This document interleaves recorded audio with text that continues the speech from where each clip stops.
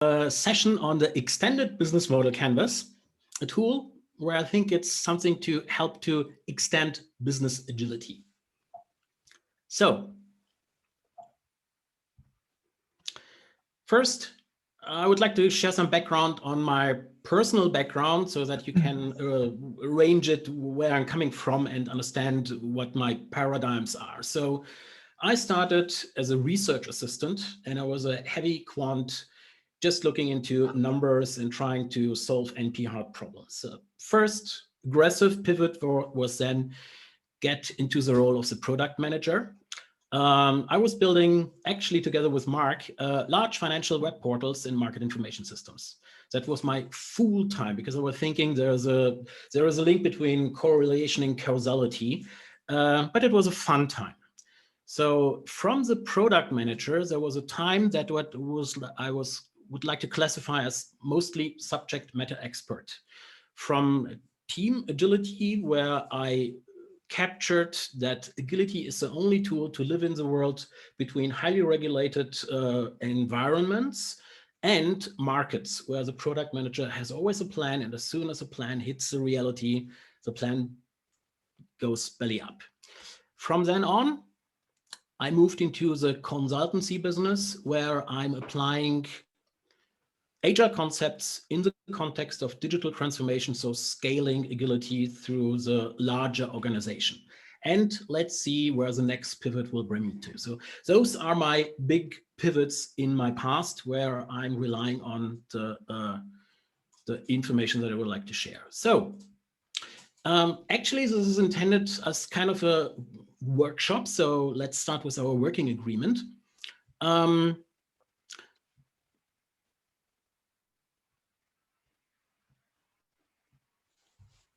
In your slides, because it's just simpler to share, I would highly appreciate if you could switch on your webcam and even unmute.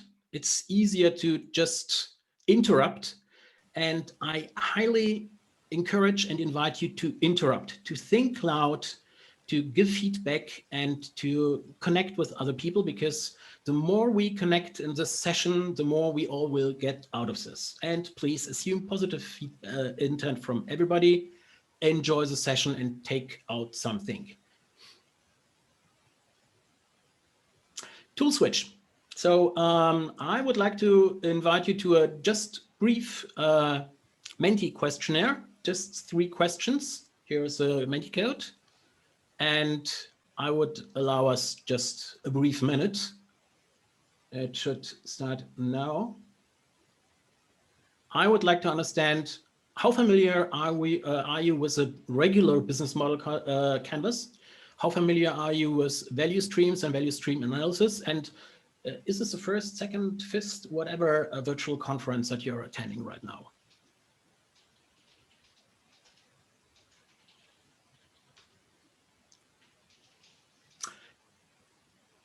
Oh, okay, good.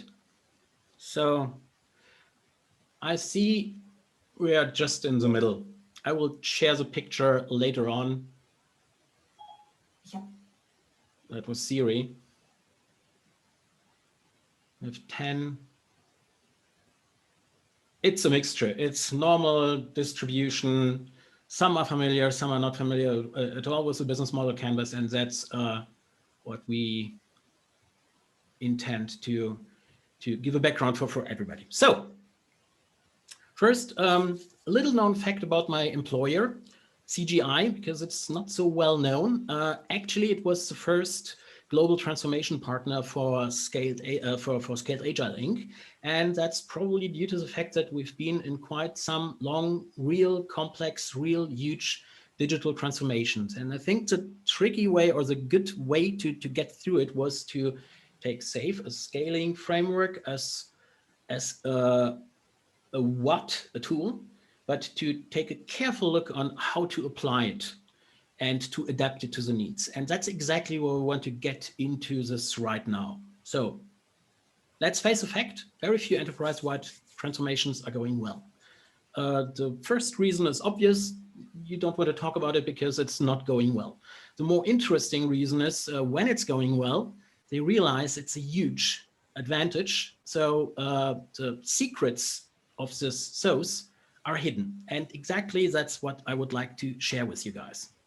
So when we get into corporations, we usually find this combination of on team level, factory style, local workshop optimization, like from the steel age or even beyond Taylorism, but works quite well on team level. Then you have the silos, the management paradigm from the 60s, 70s.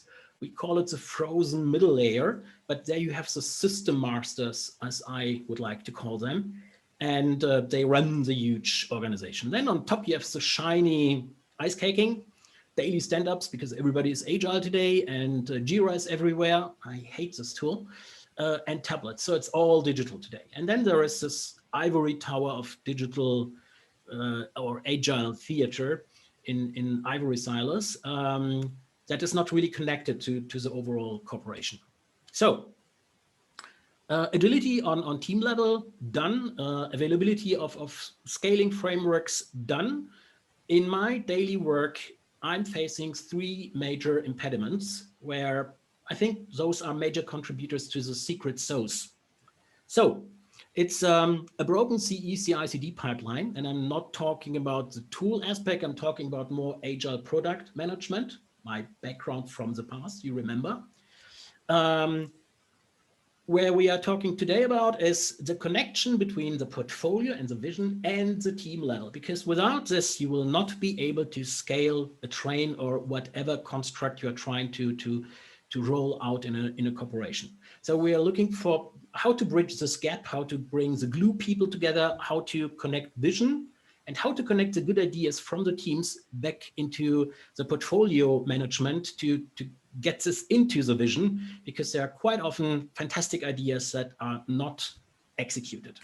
Last point, but that's a different topic, is orthodox non-agile contracting. That's also a focus area where you can have an impact. So our workshop goals, trying to structure it in, well, the extended business model canvas itself. It is about the flow of business value, and I'm a business value addict. It is a design thinking tool. We have to understand how this links to value streams. And the additions we are talking today about are strategy and technical depth, or depth in general. Don't be so strict. So bear a little bit with me and understand that I first have to lay out the foundation. So it is about perspectives. It is about getting a common language.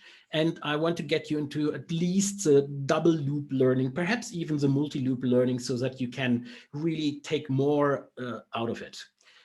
We will apply this, so application limitations, use cases. And at the end, I hope you have a new tool that you can take into your daily business, and it helps you as it helps me. So let's start with perspectives, because this is a tool to get into those perspectives. And that's an old source for philosophical debates. I like this picture from Wittgenstein, which fantastically shows the 2 animals that you can see inside. We have this in different aspects. I think most of us know this picture of the 5 blind men around the elephant. The extended business model canvas is something to help those 5 blind people to better talk together. And this is not something that happens quickly. So, and then more abstract, there's a lot of true stuff around. Just to capture the truth will not be easy. So it's a design thinking tool. And in the design thinking process, where we at the end want to have a desirable, feasible, viable, sustainable, great new stuff, it is somewhere at the beginning. So keep in mind, we need this mood of divergent thinking. And I know most of you will now have this urge, or Kurt, come up to the point. Where is the extended business model canvas? Suppress this urge. Take time to extend your perspectives. So why design thinking at all? Because at the end, the spice must flow. Actually, it was not Paul, it was one of the guild navigators. So the spice is the business value. It's today the same as in 10,000 years.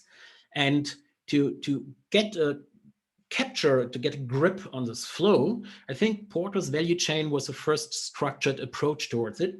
Old stuff from the 70s, but the first flow-oriented breakdown of how do corporations work. The second step value streams, economies of flow instead of the economies of scale, but still orthodox business value views. Even so, a fantastic books ago, where we take a look at the value stream. And the value stream was the 3 basic parameters or attributes: throughput, inventory, and OPEX, to keep up the cash flow, which is basically the lifeblood of every corporation. And a corporation may have 1 or more value streams. Now, from time to time, there is a dead end, like in these days, Corona hits us, and we have to reshape this. So this is the orthodox, very slowly evolving economies of flow thinking, and we want to get into the new VUCA version of this. And I think for most of us, the baseline is to reshape the value stream, get new code in production. That's the bottom line for me. Get new code in production in a proper way. That helps us to shift this value stream. And then we can say, well, there's an area of planned, unplanned stuff, evolution, disruption, whatever. There are 2 forces. The technical depth hinders, and the business agility is the ability to reshape this value stream.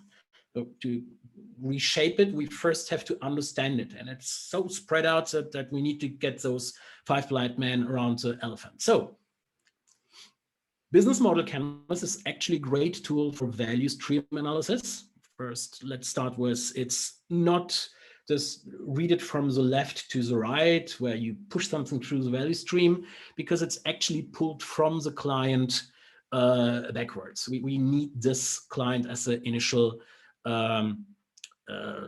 trigger. Now, everybody who has worked with the business model canvas will have realized it's not easy to get the people to fill in those boxes of value proposition and customer segment. It's actually tricky. You have to help them to get through. And Osterwald and Pignor have their second book exactly on this. How do I drill down into 2 boxes? And it's quite easy, and it has to be easy because elsewise it cannot be applied. Take a look at the jobs of a specific persona in a customer segment, and take a look at what are the gains and the pains. And then match it to the other side, your products and services, where you understand, is there a gain creator that links to the gains? Is there a pain relief that links to the pains? The more matches you have, the better, the more sustainable, the more valuable your value proposition actually is. And of course, you have more than one. You will end up with a lot of business model canvas with detailed breakdowns into those canvases. So if it's such a great tool, why I'm proposing here an extension? Let's take a look at the movie theater business model. I think we all know it from the past, or hardly can remember. Still waiting for the James Bond movie. And this happens. So that's the regular business model canvas. We would now visit the specific boxes and try to figure out what happened. We would say, well, the value proposition is still there. There are blockbuster fans, there are cineasts in special areas. The customer segments are basically still the same. So this link for the value stream itself is still there. However, we will realize a key resource is now not available. The channels are broken because word of mouth as an important channel is now not longer available. So we can understand within the regular business model canvas that we have an issue. Now, can we now model how to solve this issue? Can we now get to an understanding of how to reshift the value stream? I would say, well, not really. We see there is an issue, but, and this is the reason why I was always struggling with a regular business model canvas in consulting environments. People from IT are then rightfully saying, great tool for the startup scene. It may be the holy cow of the startup scene, but that's greenfield approach, where they built a new business model. We have a company, we have our legacies, we have a strategy, and we have to fit stuff in. So it's just something that perfectly works in this ivory tower, but not in our daily business. So how can we extend this model that it really helps the IT and the business to talk about exactly those boxes that are in the business model canvas in a more elaborated way. Next business model. Let's revisit the broadcasting, TV broadcasting business model. That has changed too. So the value proposition should be revisited, because now you cannot just see linear TV. It is now non-linear. You can buy, you can do much, much more, because there is a link back. Still, the customer segments are the same. Channels dramatically changed and extended. Customer relationships, you have now subscriptions, you have now pay-per-view, dramatically changed, enhanced. The key activities enhanced, because now it's not just select a movie to present or produce a show. It is now getting more into how do I feed this additional value proposition aspects. And you see it now starts to fizzle. This box does not, or this regular business model canvas does not really help us to get into it.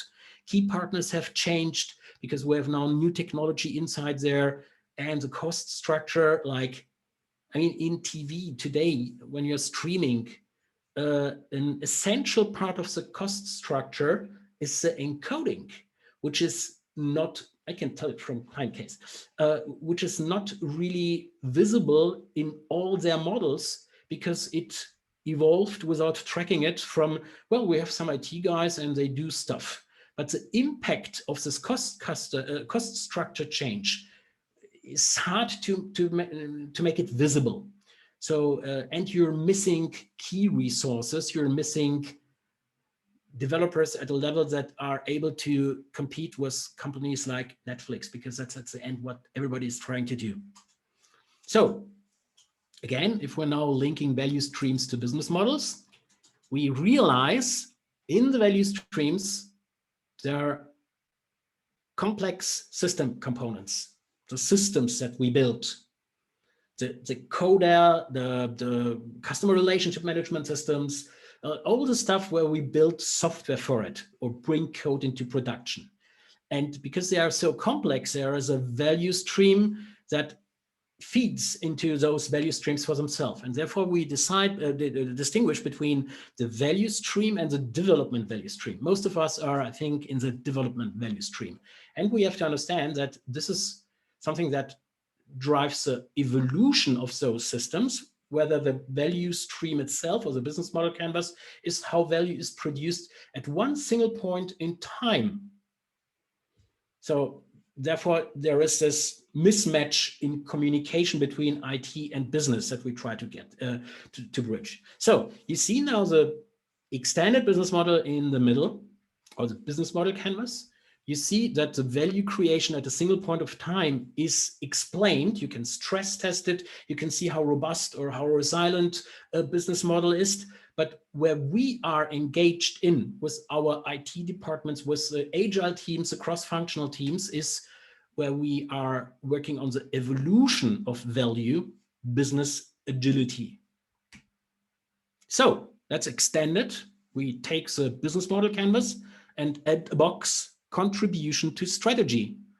And then we add a box, technical depth. And again, don't be too strict. It's depth in general. We will see you have to be a little bit more, or can be totally relaxed about how exactly you define it.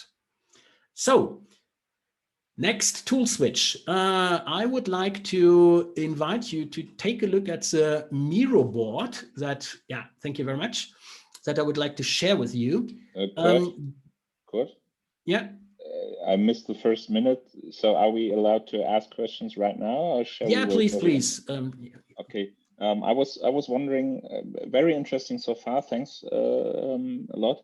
But I was wondering, in how far would you differentiate the extended business model canvas from the portfolio canvas? Because there we also look at the value streams, and maybe we come to that point. So then please just continue, or maybe you can answer the question right now.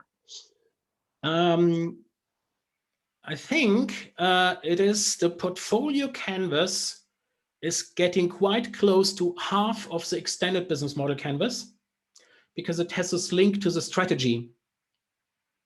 And it's kind of like a similar approach.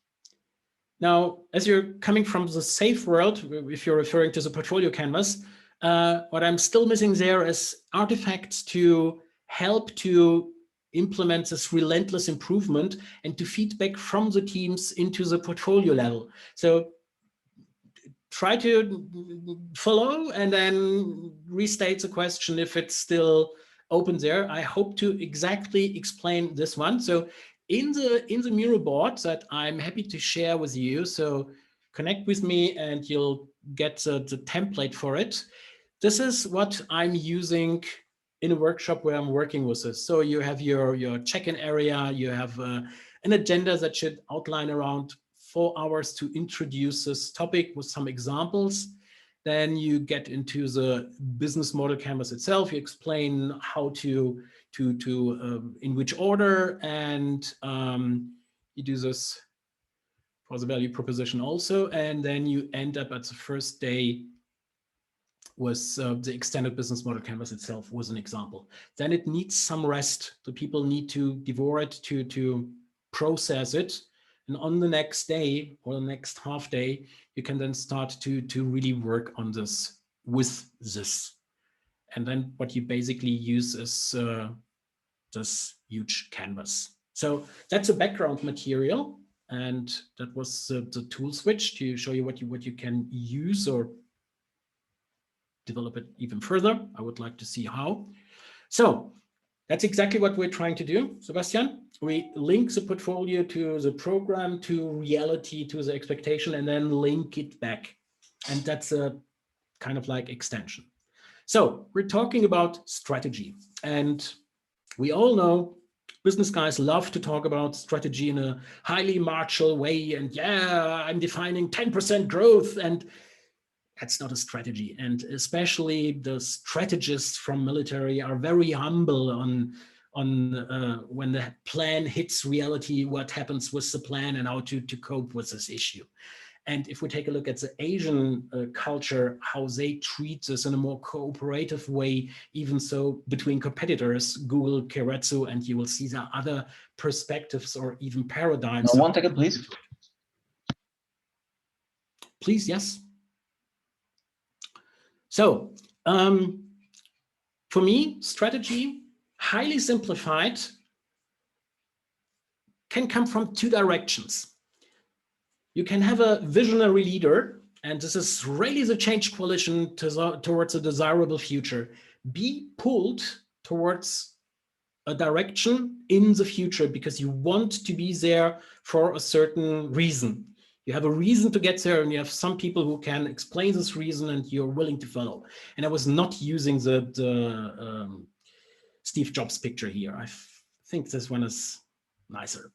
The other one, that's a regular one, we agree we are on a burning platform. That's the other type of power. We are pushed away from an undesirable state right now and need a structured way towards an unknown future. So, what is a simplified approach? We are now applying the same trick that Oosterwald and Pigneur are applying to the business model canvas. We help the people to fill out those complex boxes by providing a way how to fill them out. The more detailed the drawers are, the more simpler it is to put stuff in. So for this, I'm referring to Rummel's good strategy, bad strategy, because that's an extremely simple approach that fits to, from my point of view so far, everything. It is actually a strategy kernel made out of 3 layers. At the center, you have a focus, which is a diagnosis. Again, you can link this back to visionary leader that has a diagnosis. Look there, over in the future, there's a great new future, or we have to do something on a burning platform. And you will be able to connect us to whatever LPM team is around you and whatever strategy ivory tower you are coping with in your client situation. So take whatever corporate strategy, it will fit to it. And you do not have to explain them, well, take a different approach. They always have their approach, connect to their approach and win them as friends. You will need the LPM people to be part of your advertisers, your change coalition to drive this. The next is a set of guardrails, guiding policies.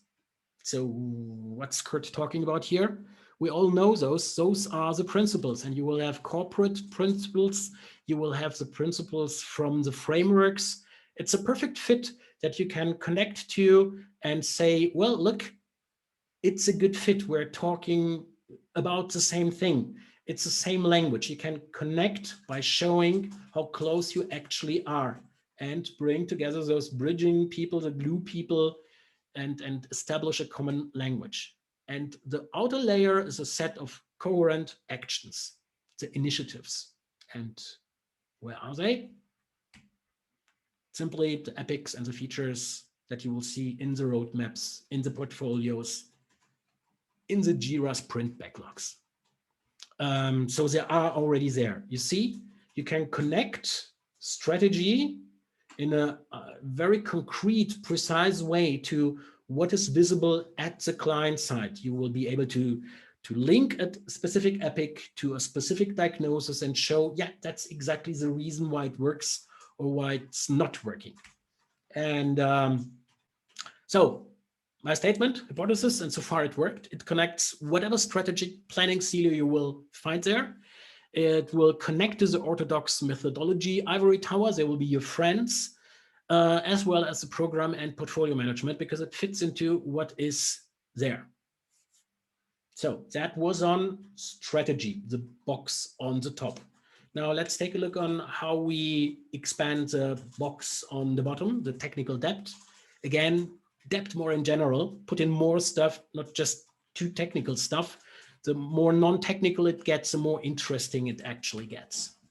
So the first technology depth quadrants were, I think, introduced by Ward Cunningham. That's way back 30 years ago, but really made famous with Martin Fowler's refactoring work.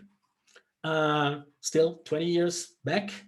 And it's a way to structure it. So why not start using exactly this known structure? And then you end up with a reckless area and a prudent and intentional, unintentional. And you can then extend it. Now we have the technology depth playground. If you add Matt Verholz's technical and organizatorical breakdown, and so now you have a real box, gets as more areas, and perhaps now it is even too complex for the people trying to work with this. So simplify it by just adding a legacy box. So when you do not have any idea where to start with legacy, and the stickies will fly into this box. So that's now the additional link, the strategy technology depth canvas that helps you to talk about this evolution of how business value is created in the future. And you get from this creative conflict on what are we doing here into a working agreement. Now let's try to figure out how it could work in a specific example that we all know. For this, I'm using the Corona Warn app as an example. So let's try to fly through how we could end up at the end of a first session. Customer segments, that's quite simple. It's the population. Then we have the RKI, which is also a customer of this. Those are the big groups. Side note, there is no real true and false on this. It's about the conversations that people will have on, does this belong into that or that box? What do you understand about it? It's this picture of the 5 blind men around the elephant. The more they talk, the more they question things, the more they will get the joint language. And so far, we want to extend the language around the value creation into the value evolution. Now, so the value proposition is identification of unknown chains. At the beginning, it was that. Access to the test results quickly. And information about the risk. That's the value proposition. Great. Now the channels. That's simple. App Store and Play Store. Customer relationships. It gets a little bit tricky. What do we put here in? I'm putting in media. because they were essential to advertisers to explain it. If you've seen some of those video clips, great. I can't think of better ways to explain this complex stuff in a real easy to understand way. It still was not enough. Revenue streams, that's simple because we have a budget. Key resources. First, people thought it's simple because we just need some developers, and that was the reason why they said, well, a startup would have been cheaper to build this. Yeah, guys, but it's not just about the app development. That's the smallest part. You have the operation of it, where the hotline is a part of it. You have the community management around it. I don't know how many of you have checked the GitHub presence of the Coronavirus app. It's huge. You will find real good examples on how artifacts in software development or in solution development should look like. You can put in feature requests. You will get in a discussion why it's a good idea or why it will not work. We will come back on this on a technical depth area. So you have the virologists who have to bring in their knowledge with the technical people to make those Bluetooth and tests. And last not least, lawyers. You will need a lot of lawyers, because I don't know how many of you have been in software projects where you are talking about personal health related information. You have a ×10 risk markup at least. So there's far more behind it. It helps understand. Would you also add goodwill? Would you also add the abstract concept of goodwill? I mean, this whole app is built on the idea that we like it, or that the public doesn't turn against it. Yeah, capture this idea, please, and let's check this on the last box, because now that's exactly the point. Where do you put in the goodwill and the assumption that it will be accepted? It's not going to fit in a portfolio canvas. It's not going to fit into the business model canvas, but we have to talk exactly about this, and that's the last box. So yeah, well, operations, ongoing enhancements, which have been not so well, there could have been more. Key partners, Apple, Google, and RKI, which is actually on the customer side itself. So cost structure is simple too, because it's this mapping of the budget to, when I was revisiting the budget, I was seeing exactly the numbers that I would have come up with.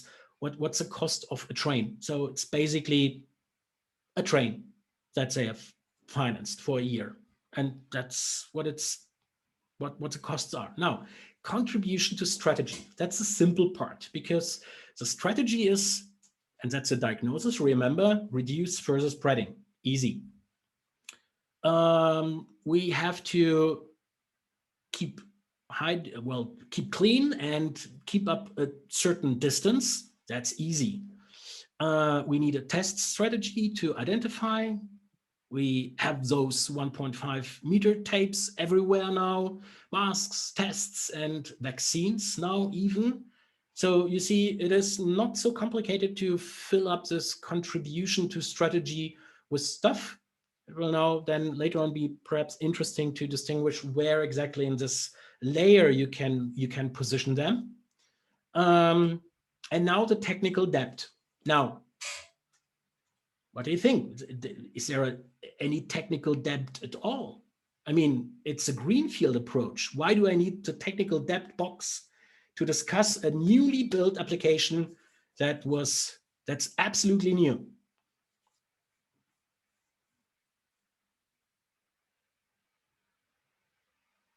You're on mute, Christopher. It's not just Germany. I mean, we start with technical depth because everybody's building their own. So we already know that we have an integration debt. Yeah, and you see, what I was trying to suggest first is that there was, with the Corona warning app in Germany, already technical depth we had one before. We had the centralized approach, and we had some smart people saying, well, sunk costs, forget it. Complete rebuild, it was not going to work because, and that's the second, not so technical, but organizatorical, unintended data protection concerns that are from another area but are affecting exactly this one. So you see, you need those areas to discuss, is it going to be viable, desirable? If you're not talking about how does it fit to the strategy and which are the technical depths, the people will not accept it. So drilling this down, we would end up with, this are the areas where I would put it into, and you can discuss if you put it in that box or the other one around. And you get exactly in this type of discussion. So as we are nearing the final minutes, some remarks. You have been now browsed through quite quickly through like actually a canvas that is somehow extended. Now, if you just take the Miro board and try this out and already have some experience on how to work with such canvases and that it takes time, I'm trying to put in 2 slides, some helpful advice, how you can come up with better, deeper insights for exactly this type of model. Those are my key experiences on this. So avoid this best practice approach for new situations. Get the people in the mood of at least thinking about good practices. We are in the Synefin model, somewhere between the complex and the complicated, but not in the simple. And people always tend to slip down again into the hardwired autopilot mode, where they apply stuff from situations where they already know. So the extended business model canvas is a great starting point to extend non-existing or very vague relationships between technical or IT related people, which quite often have a lot of specific subject matter expertise, to the portfolio people, to the program people, to the business people. How to play around with it? A very simple heuristic is stress test the model by shifting content from the boxes, like move key activities to key resources or switch customer segments to key partners. Revisit then the new model and figure out what would happen as a stress test and play this with the group.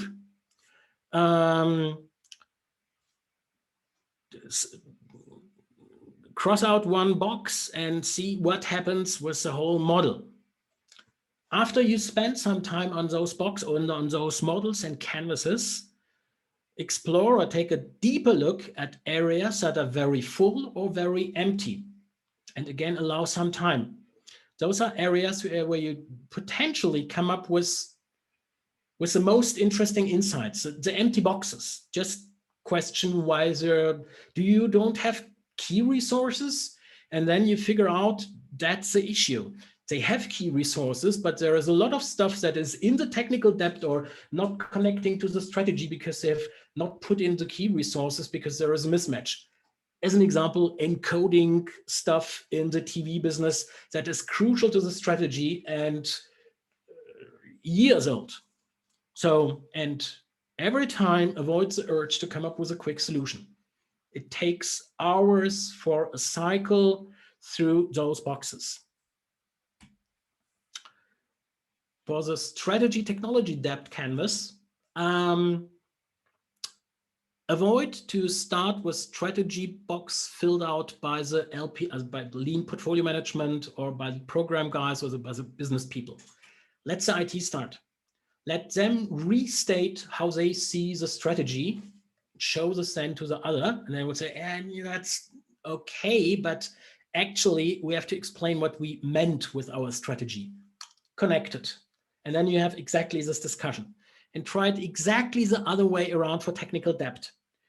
I don't know how you experience this technical depth. It works great with other technical guys. We all say, yeah, a lot of technical depth.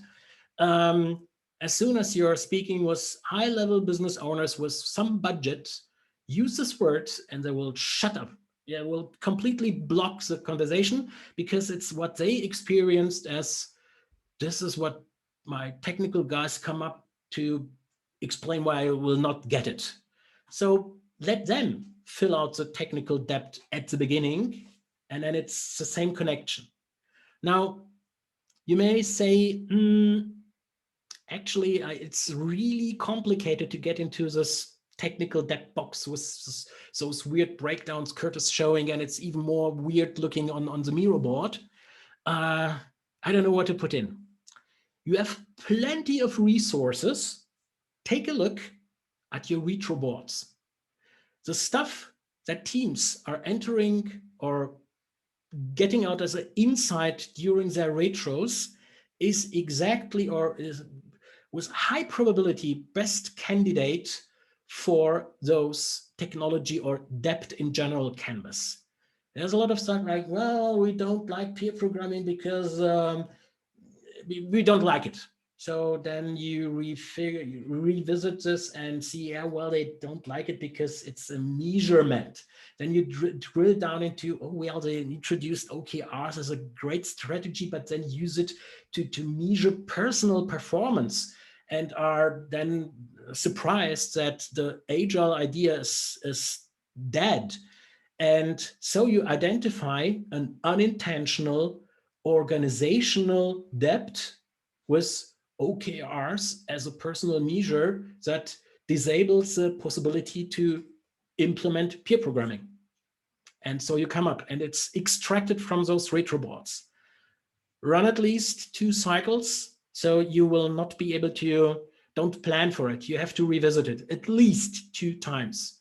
And it's getting interesting at the point where you have no sound, and you wait 2 minutes, and then they start to think, and then they start to come up with their ideas. It takes time. Allow this time. Again, suppress the urge to come up with a quick solution. Guys, that's it. That was in a very brief, fast browse through some ideas on how to extend the business model canvas, how to use it, some experiences from my in this special canvas type, in this area of connecting the portfolio with the teams and the teams to the portfolio. It's a two-way connection. I'm very happy to connect with everybody from this session and more. Reach out to me. I can provide you all this material. Happy to share the slides, happy to share the Miro template. And I would be very happy if you can then share with us, this group, your experiences with the extended business model canvas as a tool to extend business agility. Thank you very much. And hey, wow, I've hit the time box perfectly. So, questions?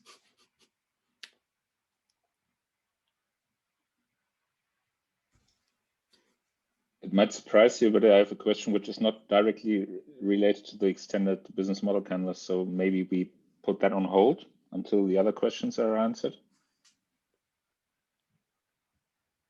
Yeah.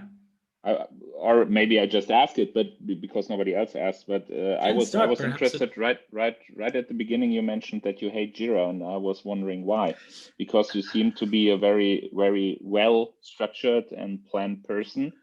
After everything I saw, and I was just wondering why. Okay, because it's a best practice.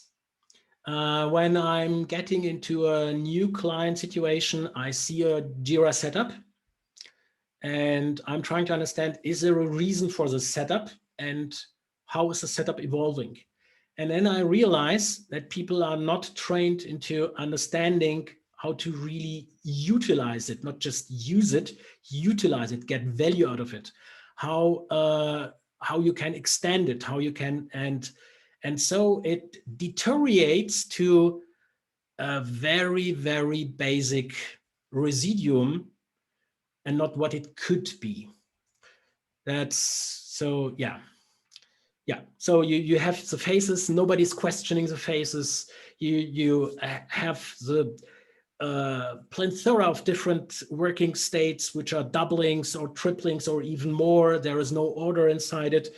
You have a non-existent administration because business was not aware that it takes effort to keep it up in a clean way. So there are so many ways to, fuck it up, that it usually ends up that way. And so it could be used in a good way. Yeah, right. And yeah. The other reason is it has this data model of epic, story, tasks, and mixes with people that you're trying to move towards safe or real epics. And then how do you fit in the features? Tricky too. Yeah, but very understandable what you just mentioned, the features, but I would have said, but you mentioned that as well, if one is really into using it correctly or in the right way, then I think it's a helpful tool, like all the business model canvases are as well. Yeah. So I was just wondering, I was just curious to know. So thanks for your explanation, and thanks for the great talk once again.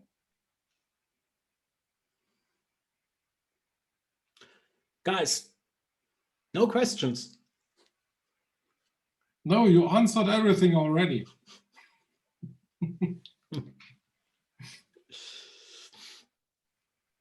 Maybe a practical question. Do you use this then for the classic safe value stream mapping exercises as well? Or like, do you do the value stream mapping and then break it down with this model, or other way around?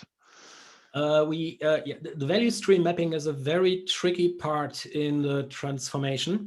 The way SAFe is doing this is, from my experience, weak, because it's highly abstract.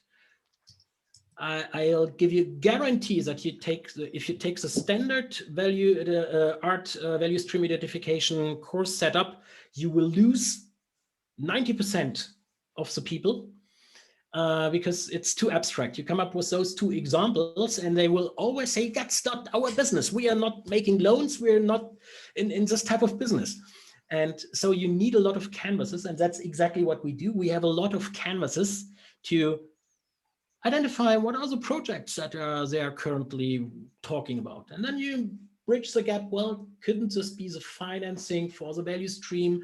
Which parts are working together? How much undone work? I love this term, from less. That's a very good concept of trying to identify undone work. And then you come up with this model. And this is one of the canvases that helps to foster this discussion and identify how it's really to be set up, the development value stream for the value stream that we try to support. Yeah. And take time. It takes time. There is no quick, it's really sad to see that a lot of transformations are done in a very quick way. You get SAFe out of the box, and then the people are in SAFe cargo cult, in a weird, or SAFe cargo cult zombie, whatever, where they do stuff that they do not understand why they're doing it, and it's not really fitting to their value creation and their value evolution. My experience is rather an arbitrary cutoff where they stop applying SAFe suddenly, and you have no idea why, but all you know is it's not helping. Yeah. I'm doing quite a lot of health checks for SAFe trains, and that's what you, to a certain degree, it looks on the surface like, well, they have still their PIs, but it's the old project planning business that then pops up through at the end. And yeah, well, then some consulting companies have made some money in the past, but it's not what we're trying to do. I'm really a business value addict, and I consider myself as a business value artist, because it's not an engineering or a science. It's something more, but it's related to it. So it's complex. Yeah.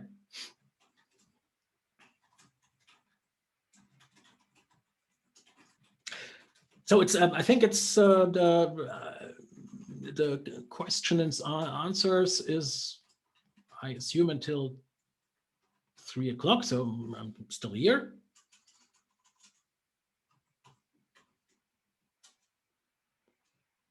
Think out loud, switch on your Mark. What do you think?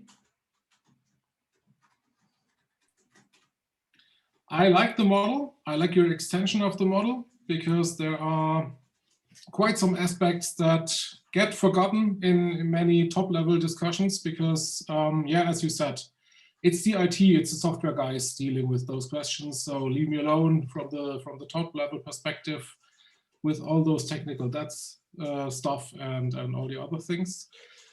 And on the other hand, if we talk to the operational people doing the real job, often the strategic questions are forgotten. So I like the combination of both the extensions that you put in there. So nice model. I will try to use it in my next. Looking forward to your experience with it. It's actually fail-proof. It's always working if you keep up this rule of allow time and keep up this direction, and then it's impossible that the people will not. It will not pop up some interesting insights. Yeah. So to me, all those models are always kind of invitations for discussions. Right. With the people involved. Yeah, it's nothing special. It's try to build in some tricks, some aspects that you at the end just foster a discussion, and so you get more intenser touch points, and that's what you need. You need this input to come up with ideas on how to support this evolution of business agility. So it's very valuable, even so it's very basic and simple. If you just take a look at the end, it's just 2 boxes. So, and I think there are plenty of other ways to extend those canvases. And this is where I really dislike Osterwald and Pigneur, because they have this total strict definition of what is a true business model canvas and the value proposition. And they do not allow anything besides it. But that's what it should be. It should evolve also. Yeah. Even so, really the best pictures and illustrations that I've ever seen in those 3, 4, I think it's now 5 books from the guys.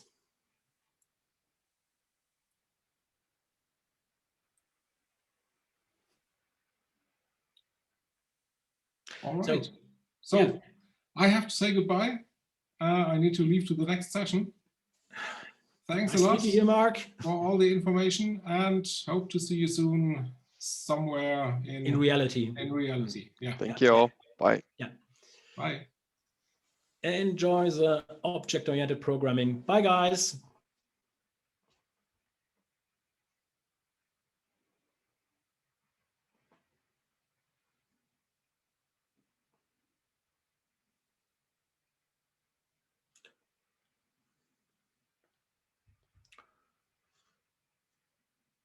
So, ich glaube,